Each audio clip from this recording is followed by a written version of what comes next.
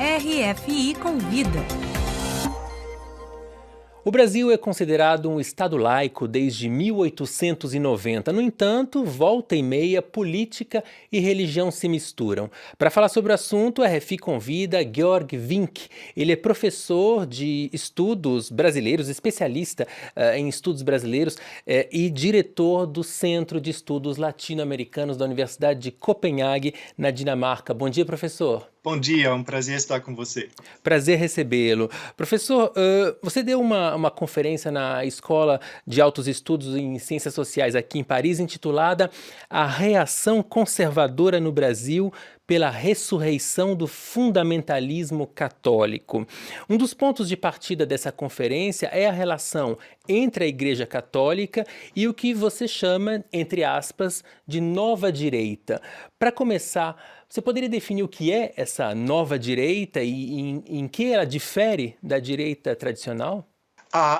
Estamos acostumados a chamar o fenômeno, né, contemporâneo de nova direita. E é claro que há algo que distingue a nova direita da velha direita, né? A direita, como muitos dizem, saiu do armário, né, ganhou as ruas e domina praticamente o mundo virtual, né?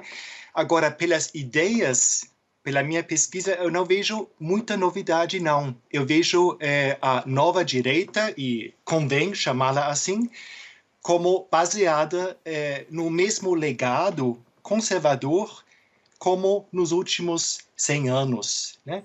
Os próprios representantes da nova direita percebem muito bem isso, porque eles preferem serem chamados de conservadores, e têm plena razão. Certo. Vamos agora à questão da religião. Nos últimos anos se falou muito dos neopentecostais, ou de uma maneira resumida, dos evangélicos, como representantes de peso nas urnas e também nas instâncias políticas. Mas o que você aborda aqui é a influência de um fundamentalismo católico que foi preponderante nos anos 30, nos anos 60 e agora nos últimos 10 anos, na última década, com um retorno na linha histórica da defesa da tradição, da família e da propriedade. De que maneira esse fundamentalismo católico interfere na política brasileira? Geralmente, quando cientistas políticos avaliam a nova direita, o foco recai muito mais, em termos de grupos religiosos, sobre os pentecostais. E eu acho que isso é um pouco... pode levar para um caminho errado, porque a presença de conservadores católicos, eu chamo assim porque, obviamente, não é o padre Lancelotti, né?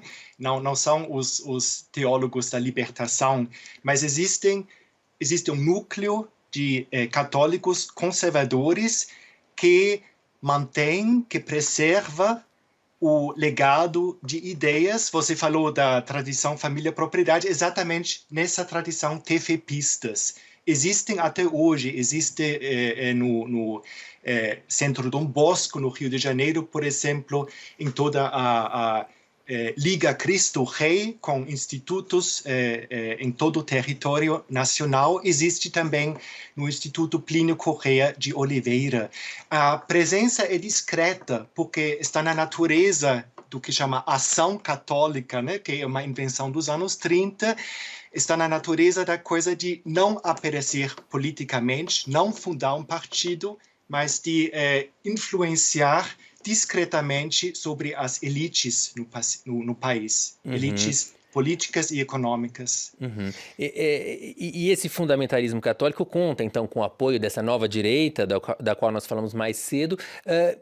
Em que esse apoio difere das relações com os neopentecostais, por exemplo? De que maneira essa direita, essa nova direita se relaciona com os fundamentalistas católicos e que não fazia, ou que fazia antes, com os evangélicos? Eu diria que os neopentecostais são um pouco os peões no jogo de xadrez da nova direita, né?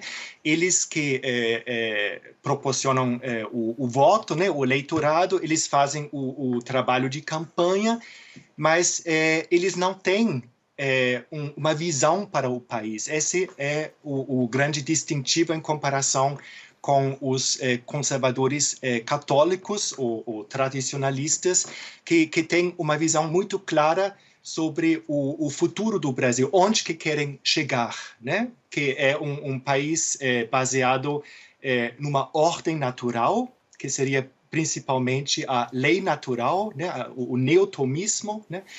E desta forma preservar um legado colonial, né? Você falou dos anos 30 e anos 60, e eu queria acrescentar que não vejo uma nova direita porque é uma reação cíclica que sempre se manifesta quando a ordem natural no Brasil parece estar ameaçado por algum tipo de reformismo social, né? Que foi o caso no Estado Novo, foi o caso novamente no início dos anos 60, um pouco também na redemocratização durante os anos 80 e novamente desde 2003. E é possível fazer algum paralelo com o que acontece no exterior, na Europa ou nos Estados Unidos?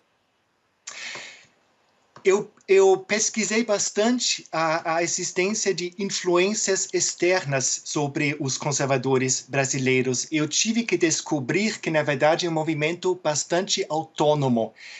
Não é um eco dos conservadores na Europa ou nos Estados Unidos, porque eles têm uma tradição própria muito forte. Inclusive, conceitos que depois ficaram conhecidos como marxismo cultural, né, ou a própria definição de comunismo dos conservadores, é algo que já podemos ver nos escritos dos anos 20 e dos anos 30, já está no Plínio Salgado, por exemplo. Então eu vejo uma tradição bem própria. Claro que em algum momento tudo remete ao tomismo, certo? Mas eu acho que a ideologia dos conservadores brasileiros existe independentemente de influências do exterior, embora leve a fenômenos semelhantes.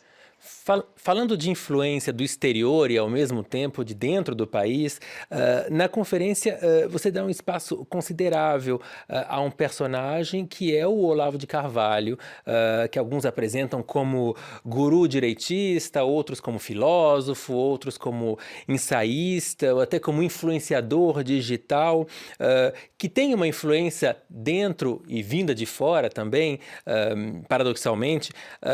Qual o papel do Olavo de Carvalho nesse contexto de ressurreição do fundamentalismo católico e do apoio dado pela classe política a esse movimento? Ele é tudo isso que você falou e provavelmente ainda mais do que isso. O papel dele realmente é central, porque ele foi o grande multiplicador de uma tradição que podemos chamar de integrista integralista, né? Porque, na verdade, é isso que foi criado nos anos 20 e 30, e ele engenhosamente encontrou meios para disseminar de uma forma nova, fresca, sedutora, interessante, essas velhas ideias. E a penetração das ideias que podemos chamar de olavismo, né, que não são ideias próprias dele, né, porque ele também bebe diretamente das fontes do tomismo, mas as ideias estão onipresentes entre a nova direita, não só no próprio governo, como também entre os militares e outros grupos. Então, o papel do Olavo de Carvalho não pode ser de forma alguma subestimada, porque ele realmente ele conseguiu tornar chique, né, essas ideias tomistas velhas. Obrigado, professor Georg Wink. Lembro que o senhor é professor da Universidade de Copenhague, na Dinamarca, especialista em estudos sobre o Brasil e diretor do Grupo de Estudos Latino-Americanos da Universidade de Copenhague. Participou aqui em Paris de uma conferência na Escola de Altos Estudos em Ciências Sociais. Obrigado pela presença. Obrigado a você.